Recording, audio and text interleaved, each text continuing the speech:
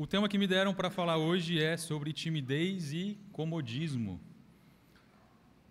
E a primeira coisa que eu fiz foi tentar identificar quais são as semelhanças que tem entre esses dois nomes aí, né, que me passaram para falar hoje. E meu primeiro desafio foi que a primeira semelhança é que nenhum desses dois termos, timidez e comodismo, são encontrados na Bíblia. Pelo menos nas traduções que a gente utiliza, eu não encontrei timidez, não encontrei comodismo, pelo menos nas traduções mais comuns. E aí eu fiquei me perguntando, como que eu vou falar se eu não tenho nenhum versículo sobre timidez e sobre comodismo, né? Então vamos tentar encontrar versículos semelhantes que falam sobre esse tema. E pensando também nas semelhanças, né? O que timidez e comodismos têm aí em comum? Os dois são limitantes. Tanto a timidez quanto o comodismo limitam as nossas ações, certo? Pessoas tímidas muitas vezes não fazem algumas coisas porque são tímidas, porque têm medo, porque têm receio do que as pessoas vão falar. Então a timidez acaba limitando as ações das pessoas. O comodismo também, certo? Muitas vezes a gente não faz algumas coisas porque a gente está acomodado, porque a gente não quer se envolver com algum tipo de coisa. Então, tanto a timidez quanto o comodismo limitam as nossas ações. E um outro ponto em comum é que, pelo fato de limitar as nossas ações, tanto a timidez quanto o comodismo, muitas vezes limitam também o nosso crescimento, certo? Crescimento pessoal, crescimento profissional e o que a gente vai falar mais aqui, o crescimento espiritual. Então, pelo fato da timidez me limitar e do comodismo me limitar, eu também me limito de crescer. Mas qual que é a diferença, né? Qual que a timidez tem de diferença do comodismo? Timidez geralmente está relacionada a um medo, né? A uma insegurança, a uma, às vezes, sensação de incapacidade ou de achar que as pessoas vão me julgar, de se expor. Então, a timidez está muito mais ligado ao medo. Por outro lado, nós temos o comodismo, que está muito mais ligado ao conforto. Quero estar um pouco mais confortável, às vezes até ligado à preguiça. A timidez ela é uma barreira mais emocional, uma coisa mais interna nossa. Por outro lado, o comodismo, ele acaba sendo uma escolha. Se eu estou acomodado, eu escolho estar acomodado, tá? Então, um é uma barreira emocional, alguma coisa minha, às vezes até ligado ao meu próprio temperamento, e do outro lado eu tenho uma escolha, que é o comodismo. O tímido, muitas vezes, ele quer fazer. Ele quer avançar, só que ele não consegue. O acomodado, ele nem quer. O acomodado não tem essa vontade. Então, essa é uma das principais diferenças. Vou convidar vocês a abrir comigo em Juízes 6. Nós vamos começar a ler uma passagem. E a ideia aqui é a gente observar alguns episódios que aconteceram na palavra e que mostraram pessoas que tinham uma certa barreira, uma certa limitação, e elas venceram. Então, vamos observar essas pessoas, ver como que elas fizeram, para a gente aprender e entender também como a gente também pode vencer essas nossas limitações. E o primeiro personagem que eu quero falar aqui é Gideão. Gideão, essa história é uma história que eu gosto muito. Eu já li várias e várias vezes e eu sempre fico impressionado com essa história, né? Pela grandiosidade, pela forma como ela aconteceu. Eu não vou conseguir entrar tanto nos detalhes, eu vou passar meio por cima, mas eu vou ler os versículos chaves, tá? Gideão vivia numa época onde o povo tinha desobedecido a Deus e o povo estava ali dominado pelos midianitas. O povo sofrendo muito com esse domínio dos midianitas. O povo clama ao Senhor, o Senhor escuta as orações e decide libertar o povo. E aí é enviado o anjo do Senhor para falar com Gideão. E quando chega esse anjo do Senhor para falar com Gideão, ele encontra ali Gideão trabalhando. E aí no versículo 15, né, Juízes 6, versículos 15, o anjo fala, eu vim aqui porque você vai libertar o povo de Israel. E aí, quando Gideão escuta essa frase, qual que é a primeira coisa que ele pensa? É o versículo ali, 15. Ah, Senhor, respondeu Gideão, como posso libertar o Israel se o meu clã é o menos importante de Manassés e eu sou o menor da minha família? Ou seja, Gideão claramente tinha uma limitação, ele se enxergava inferior às outras pessoas ao redor dele. Ele falou, a minha família, o meu clã é o menorzinho, e de todo mundo da minha família eu sou o menor dos menores. Por que o Senhor me escolheu? Eu sou o mais improvável a ser escolhido, por que o Senhor me escolheu? E é interessante que no próximo versículo, se você estiver acompanhando na Bíblia, o Senhor fala para ele: eu estarei com você, e você derrotará todos os midianitas como se fossem um só homem. E quando a gente vai avançando na história, a gente percebe que Gideão, ele se sentia mesmo uma pessoa menor, e quando Deus dá a primeira tarefa para ele, Deus fala: ó, tem um altar de Baal que está ali no terreno do seu pai, na casa do seu pai, vai lá e destrói esse altar. E aí no versículo 27, Gideão fala: tá bom, Deus está falando que vai comigo, eu vou. Mas aí ele chama 10 homens, só que ele estava como? A gente olha ali grifado, fala que, mas com medo da sua família e dos homens, ele fez tudo de noite e não durante o dia. Ou seja, Gideão, ainda com medo, mesmo com medo, ele segue e obedece ao Senhor. O Senhor deu instruções para Gideão. Gideão estava com medo, mesmo com medo ele foi e obedeceu. E aí a gente continua na história, ele vai, derruba o altar, ele recebe até um nome depois, né? As pessoas começam a chamar ele de Jerubaal, porque ele enfrentou ali Baal tinha que acertar as contas com ele, então ele acaba, ele acaba até recebendo um nome e vira uma referência de quem enfrentou Baal. E eu acho muito interessante esse próximo versículo, quando a gente vai para o versículo 34, que parece que aqui é um marco onde as coisas mudam. Então, no versículo 34, depois que Gideão obedeceu, mesmo com medo, o versículo diz: então o Espírito do Senhor apoderou-se de Gideão, e ele, com um troque de trombeta, convocou os abierzitas para segui-lo. Ou seja, daqui para frente, o Espírito do Senhor se apoderou de Gideão. E aquele que era o menor dos menores toca uma trombeta e, de repente, tem 32 mil pessoas seguindo Gideão para poder enfrentar os midianitas. E aqui falam que os midianitas eram incontáveis, que não dava para contar, era como grãos de areia, eram muitas pessoas. Tem alguns estudos que pegam alguns números e diz que é por volta lá de 135 mil soldados. E aí Gideão com 32 mil, Deus fala com ele e fala: ó, isso é muito. Se vocês conhecem a história, aí Deus vai fazendo ali algumas etapas com Gideão até que sobram 300 homens. E aí aquele que era o menor dos menores está convencendo 300 homens a ir lutar com 130 mil. Como que essa pessoa que tinha limitações consegue carregar 300 homens e convencer esses 300 a ir lutar com 130 mil? Eu fiz uma conta, cada um tinha que derrotar uns 450 soldados, mais ou menos, e não podia errar. Então, imagina, nem que fosse os Vingadores, eu acho que eles iam conseguir, né? Era muita gente. E a gente sabe que a história é uma história espetacular e no fim, Gideão liberta o povo de Israel com apenas 300 homens. Então, aquele que tinha limitações, que se sentia pequeno, recebe o Espírito do Senhor se apodera dele, acaba com todas essas limitações e ele consegue fazer um feito muito grandioso, né? Uma outra história, então passamos aqui Gideão, vou trazer mais um exemplo aqui, tá? Agora do Novo Testamento. Nós vamos falar agora de Timóteo. Provavelmente você já ouviu falar de Timóteo. Também de forma bem rápida, tá? Vou trazer alguns versículos-chave só para a gente conhecer um pouco de Timóteo. E aqui a pessoa que mais fala de Timóteo é Paulo. E eu acho muito interessante como Paulo sempre nos versículos tem um cuidado muito especial de sempre lembrar Timóteo de que ele era uma pessoa importante, que ele não deveria deixar ninguém desprezar ele, apesar dele ser jovem, e a gente vai ver aqui que ele era uma pessoa aparentemente frágil. Paulo sempre tinha um cuidado muito especial em lembrar que ele tinha um espírito poderoso. Então, eu trouxe alguns versículos só para poder mostrar, né, por que a gente considera Timóteo uma pessoa tímida e frágil.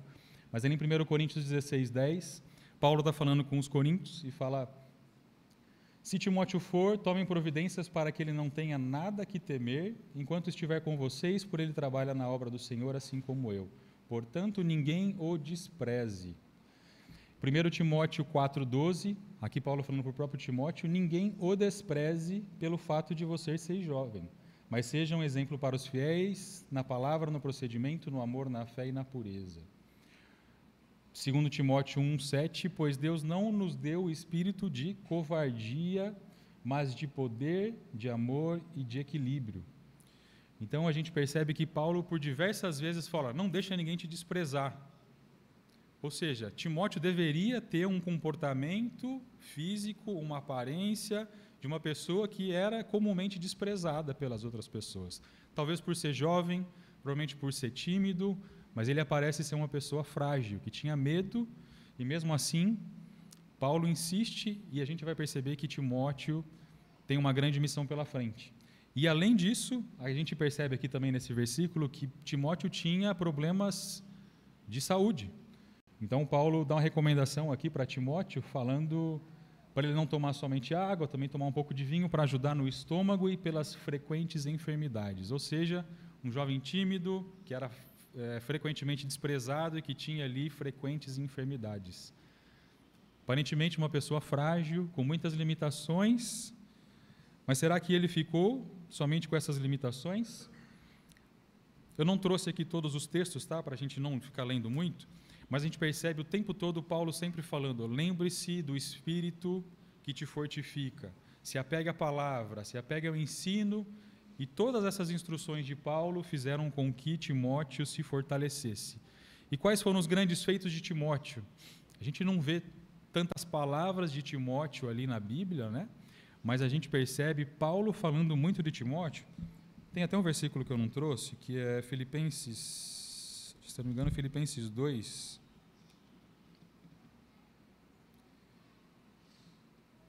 Filipenses 2, 22. Aqui Paulo falando de Timóteo, né, para os filipenses. Vocês sabem que Timóteo foi aprovado porque serviu comigo no trabalho do Evangelho como um filho ao lado de seu pai. Ou seja, Timóteo acompanhou Paulo, aquele Paulo que fez tantas viagens, que foi preso, que foi espancado, que aconteceu tantas coisas com Paulo, e quem estava com ele ao lado como cooperador?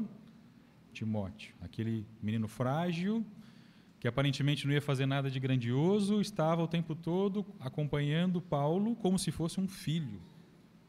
Esse é um dos grandes elogios que a gente vê aqui de Paulo sobre Timóteo, e Paulo fala sobre Timóteo diversas vezes.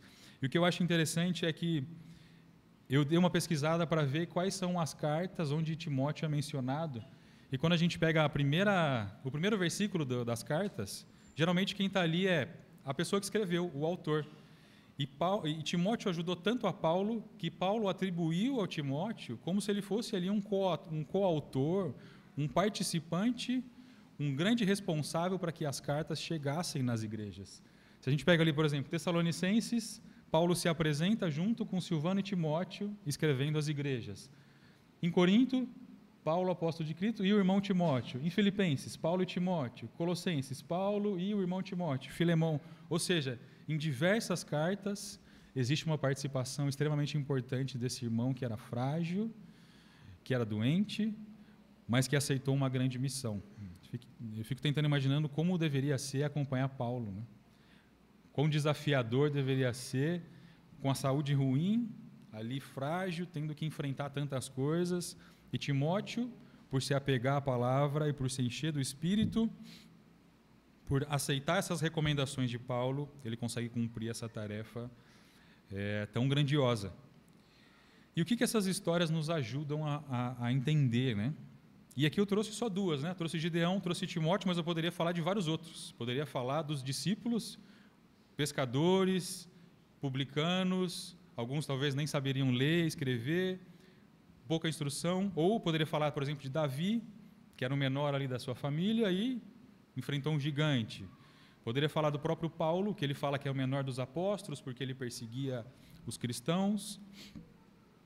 Moisés, que falava que não sabia falar, e depois foi à frente do faraó e libertou um povo. Ou seja, a gente tem muitos e muitos exemplos de pessoas que tinham limitações sérias, mas que conseguiram vencer essas limitações através do poder e do Espírito de Deus. Ou seja, se você tem alguma limitação, se você é tímido talvez, ou se você tem qualquer outro tipo de limitação, a Bíblia nos deixa claro que existe uma forma muito eficaz de vencer as suas limitações. E nós temos acesso, que é através do Espírito de Deus. Eu poderia vir aqui talvez e trazer 5 formas de vencer a timidez, ou alguma coisa do tipo, e você pode achar isso no YouTube, talvez, e vai te ajudar, mas uma forma muito mais eficaz e uma forma que vai te fazer não só vencer a timidez, mas como alcançar e realizar fatos grandiosos, é você atender ao chamado de Deus, ao chamado de Cristo, e você deixar que o Espírito do Senhor habite em você e te ajude com as tuas limitações. Um fato interessante é que Deus, Ele não chama pessoas prontas, né? Quando a gente olha na Bíblia como um todo, Ele não chama ninguém que já está pronto para executar uma tarefa. Se a gente começar a olhar cuidadosamente cada uma das pessoas que foram chamadas, todas elas foram chamadas, tiveram um processo de amadurecimento, de aprendizado, foram preparadas para que elas realizassem aquele chamado. Ou seja, Deus não nos chama pelo que nós somos. Deus não nos chama pelo que Ele espera de nós, mas Ele nos chama apesar de nós. Apesar do que somos, apesar das nossas limitações, Deus nos chama. Tem uma frase conhecida que vocês talvez já tenham ouvido, que é: Deus não escolhe os capacitados, mas Deus capacita aqueles que Ele chama. Certo? Então, se você tem limitações, você é um forte candidato a ser chamado por Deus. E todos nós temos, né? E é interessante que a capacitação vem pelo Espírito, da mesma forma que a gente viu o Espírito se apoderando de Gideão. A gente também percebe que o Espírito foi que deu força para Timóteo, para ele poder realizar os grandes feitos. E se você está aqui hoje, provavelmente Deus está te chamando para alguma coisa. Provavelmente você tem alguma limitação, provavelmente você sente alguma coisa no teu coração e Deus está te chamando para vencer essa tua limitação. E aquele mesmo Espírito de Gideão, o mesmo Espírito que habitou em Timóteo, é o Espírito que nós temos acesso quando entregamos verdadeiramente a nossa vida ao Senhor. E aqui agora a gente encerra essa parte da limitação e vamos começar a falar da segunda parte, né? Jesus morreu por nós, nós temos acesso a esse Espírito, mas e agora? O que a gente precisa fazer? Quando a gente olha para Gideão, será que foi fácil para Gideão ter que de uma hora para outra ir lá e derrubar o altar que estava lá na casa dos pais dele, ter que convocar 32 mil homens e ele está liderando todo esse povo, ele ter que pegar 300 pessoas e ir para cima de 130 mil, será que foi fácil para Gideão? Será que foi confortável? Provavelmente não, né? Provavelmente foi um desafio, a gente percebe no próprio versículo que ele estava com medo, e mesmo assim ele agiu com medo. Quando a gente pensa no próprio Timóteo, será que foi confortável acompanhar Paulo? Provavelmente dormiu em lugares muito ruins, passou fome, sofreu lá com as suas enfermidades. Será que foi confortável para Davi encarar um gigante? Para Daniel entrar na cova dos leões? Será que foi confortável para todos os personagens que a gente percebe realizando feitos aqui na Bíblia? Eu não me lembro de nenhum que teve uma vida confortável. E é interessante que quando a gente olha o Evangelho nos dias de hoje, me parece que cada vez mais as pessoas procuram um Evangelho de conforto, né? A gente percebe igrejas que muitas vezes, igrejas entre aspas, né, mas locais onde as pessoas têm buscado, porque existem palavras de conforto e as pessoas estão sempre buscando alguma situação que seja um pouco mais confortável. E não é exatamente isso que Jesus ensina, né? Quando a gente percebe e começa a olhar o Evangelho não é apresentado como algo confortável. Muito pelo contrário. Cristo não nos chama ao conforto, pelo menos não a esse conforto que o mundo prega, mas Cristo nos chama ao crescimento. Inclusive, até coloquei um versículo, né, que deixa isso muito claro, quando a gente lê ali Lucas 9, um versículo bastante conhecido, que diz que se alguém quiser seguir Jesus, se alguém quiser acompanhar-me, negue a si mesmo, tome diariamente a sua cruz e siga-me. Um versículo que muitas vezes nós lemos e repetimos, mas eu não sei se a gente entende o que a gente está falando ali, né? Tomar a sua cruz, na época onde foi escrito quando foi escrito esse versículo, tomar a cruz era alguém que estava caminhando para a morte. Então, tome a sua cruz, morra. Negue a si mesmo, que o seu eu morra diariamente para que você consiga seguir a Jesus. Ou seja, esse não me parece ser um evangelho de conforto, confortável, onde eu posso vir todos os domingos, sentar e ficar ali um pouco mais tranquilo, sair um pouco do meu mundo agitado e vir para um lugar um pouco mais tranquilo. O Evangelho não é um evangelho de conforto, mas é um evangelho de crescimento. E eu não quero trazer aqui como se o Evangelho fosse uma coisa ruim, muito pelo contrário. Se você acha que é desconfortável estar no cristianismo, experimente estar sem Jesus para ver o que é desconforto, né? Estar sem Cristo, estar nesse mundo sem Jesus, é que é realmente uma vida terrível e desconfortável. O ponto aqui é que muitas vezes nós temos buscado o Senhor, mas não buscado verdadeiramente e de forma completa. Nós queremos uma parte, nós queremos a parte boa, mas muitas vezes nós não queremos o processo e o aprendizado e o crescimento para que a gente alcance o que o Senhor tem para nos oferecer. E a gente percebe que isso é bastante comum nos dias de hoje, né? Se você procurar mensagens, talvez, na internet, na televisão, vai ter muita gente falando somente das coisas boas, e a parte do crescimento, do processo, não é falada. Crescer não é simples, crescer dói, crescer exige. Quando a gente precisa se moldar e muitas vezes deixar as coisas que a gente gosta, isso exige e dói, né? Muitas vezes a gente tem que deixar coisas que a gente gosta para trás. E aqui a gente falou inicialmente de timidez, né? Que timidez é uma limitação. E muitas vezes nós talvez estamos deixando de crescer pelo fato de estarmos colocando a timidez como uma desculpa. Se você está vivendo uma vida confortável, provavelmente você está usando desculpas, porque o Senhor está te chamando. O Senhor está te chamando um dia, o Senhor está te chamando outro dia, e você deve estar dando alguma desculpa para você mesmo para não atender esse chamado. Pode ser que a desculpa seja a timidez, pode ser que você ache que não fale bem, pode ser que você ache que você não tem tempo, pode ser que você ache que você está muito ocupado, que você está muito cansado, ou que você tem outras coisas mais importantes que você não pode deixar de fazer. Pode ser que você esteja doente, ou pode ser que você seja orgulhoso, pode ser que você ache que a culpa não é sua, e Deus tem te chamado e você tem dado desculpas.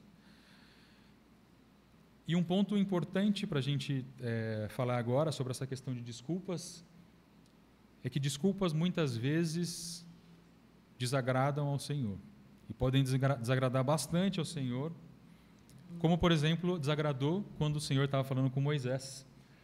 Se a gente olha em Êxodo 4, aqui também eu não vou falar a história inteira, mas os principais fatos, né? Moisés viu a sarça ardente, chegou para ver o que era a sarça ardente, o Senhor começa a falar com Moisés, e ali o Senhor está chamando Moisés para libertar o povo do Egito. E quando ele começa a conversar e apresenta esse chamado a Moisés, o que Moisés fala? Ele fala: Senhor, eu não sou essa pessoa que o Senhor está buscando, porque eu não sei falar. Como que eu vou lá falar com o faraó? Ele não vai me ouvir. E aí Deus calmamente fala com ele: eu vou com você, eu vou colocar as palavras na tua boca. Não, Senhor, ele não vai acreditar em mim. Ele falou: então pegue seu cajado e joga no chão. Quando ele joga, o cajado se transforma numa cobra. E aí Moisés assusta, e Deus fala: pega agora o rabo da cobra. Ele pega e vira o cajado novamente. Ou seja, Deus mostrou que estaria com ele e que daria poder para ele convencer o faraó. E aí Deus mais uma vez fala: Moisés, eu vou ler ali o versículo 10, né?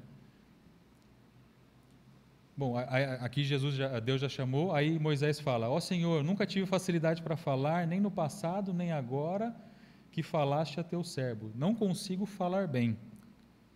Ou seja, quem é tímido, essa é uma frase bastante usada, né? Não consigo falar bem. Disse-lhe o Senhor: quem deu boca ao homem? Quem fez o surdo o mudo? Quem lhe concede vista ou o torna cego? Não sou eu o Senhor? Agora vá, pois eu estarei com você, ensinando-lhe o que dizer. E aí Moisés responde: Senhor, peço que envies outra pessoa. Ou seja, Deus já apresentou: eu vou colocar as palavras na tua boca, eu vou te dar poder, você não precisa se preocupar com nada, você não tem nenhuma limitação. Eu estou com você. E aí Moisés vira para o Senhor e fala: manda outro. Pode voltar um pouquinho, Vitor, no anterior? O último versículo ali, o 14, mostra então que o Senhor se irou com Moisés. Ou seja, o Senhor se ira com desculpas. Muitas vezes nós estamos dando desculpa 1, 2, 3, e o Senhor está mostrando que a gente consegue avançar e nós estamos falando, não, Senhor, manda outro. Não sou eu. E o que acontece se a gente insiste nas desculpas? O Senhor se irou com Moisés. O Senhor pode se irar com você se você estiver insistindo nas mesmas desculpas. Mais um último exemplo sobre desculpas, nós conhecemos também a parábola dos talentos, certo? O Senhor saiu para viajar e deixou ali 5 talentos com uma pessoa, 2 talentos com outra e 1 talento com uma última pessoa. Os 2 primeiros, o de 5 e o de 2, pegaram aquele talento, trabalharam aquele talento, multiplicaram e dobraram. O de 5 ficou com 10, o de 2 ficou com 4. O que recebeu 1 talento, o que ele fez? Guardou. Não trabalhou nada. Enterrou, sentou em cima e não fez nada. Aquele talento que ele recebeu, ele falou, o Senhor é muito malvado, tenho medo, não vou fazer nada aqui, vou deixar o talento aqui quietinho. Ou seja, deu desculpa de que o Senhor era bravo, que ele poderia perder e não fez nada. E quando volta aquele Senhor, ali no versículo Mateus 25, 26, o Senhor respondeu, servo mau e negligente, você sabia que eu colho onde não plantei e junto aonde não semeei. Tirem o talento dele e entregue ao que tem 10, e lance fora ao servo inútil, nas trevas, onde haverá choro e ranger de dentes. Ou seja, aquele talento que foi guardado e escondido, porque ele, por comodismo, não quis trabalhar, inventou uma desculpa, deixou com a forma como estava, quando o Senhor voltou, o Senhor ficou bravo. E aquele servo inútil foi lançado nas trevas, onde teve choro e ranger de dentes. Então, só para a gente fechar e concluir, nós temos limitações, todos nós temos limitações. Somos tímidos, temos pouco tempo, temos doenças, não dormimos direito, quem tem filho pequeno em especial. Todos nós temos dificuldades, mas a Bíblia nos deixa muito claro de que nenhuma dificuldade é maior do que o Espírito do nosso Senhor. E nós temos acesso a esse Espírito. Então, se você tem alguma limitação, o Senhor pode vencer essa tua limitação. Por outro lado, se nós vivemos acomodados e vivemos desculpas, vivemos dando desculpas, talvez nós não estamos acessando a esse Espírito do Senhor da forma como deveríamos, não estamos entregando a nossa vida ao Senhor da forma como deveríamos, e podemos estar, inclusive, chateando o Senhor com nossas atitudes. Então, se estamos dando desculpas, precisamos olhar o que temos feito, o que a gente tem negligenciado, e precisamos olhar qual que é o chamado que o Senhor tem feito para cada um de nós. O que o Senhor tem pedido a você que você ainda não atendeu? O que Ele pede diariamente e você ainda tem deixado de lado, como se fosse aquele quarto de bagunça que a gente tem em casa, que a gente nunca quer arrumar, sabe? Quando a gente muda e deixa um armário ali cheio de coisa que a gente nunca arruma. A gente tem isso na nossa vida também, né? Tem um canto da nossa vida que a gente não quer mexer, tem aquela desavença que a gente não quer mexer, tem aquele pecado que a gente não quer largar, e o Senhor muitas vezes está chamando, e nós estamos dando desculpas. Então, deixe esse comodismo de lado. Nenhuma limitação sua é desculpa para que você seja uma pessoa acomodada. Que Deus possa abençoar e nos ajudar a vencer nossas limitações para servir Ele cada dia mais. Vamos orar ao Senhor, baixar a cabeça e orar ao Senhor.